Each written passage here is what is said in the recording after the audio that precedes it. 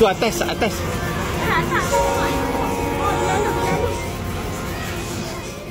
Itulah suara yang mak ayah lagi excited daripada anak. Serius, kita orang rasa taman ni antara taman yang paling best kita orang pernah pergi.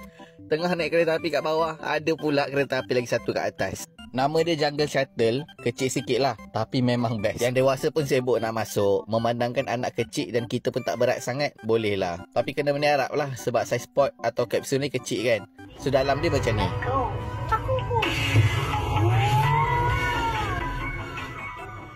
Gitulah dalam dia. Dah macam naik space shuttle. Dia akan bawa kita mengelilingi taman permainan ni. Taman dia pun best. Gelongsor dia cantik, lepas tu licin. Lajulah turun.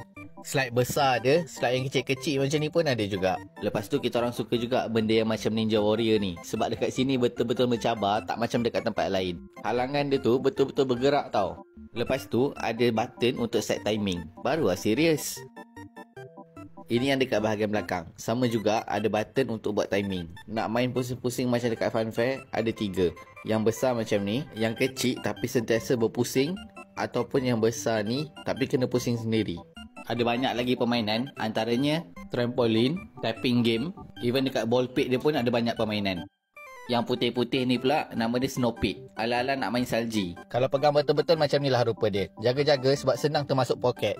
Masuk sini multiple entry per day. Maksudnya boleh keluar masuk dalam satu hari. Tapi kalau nak stay dalam ni je pun tak apa. Ada tempat makan, ada tempat duduk, tandas pun dah ada. Ini adalah Jungle Gym dekat ICT Shah Alam. Ini harganya.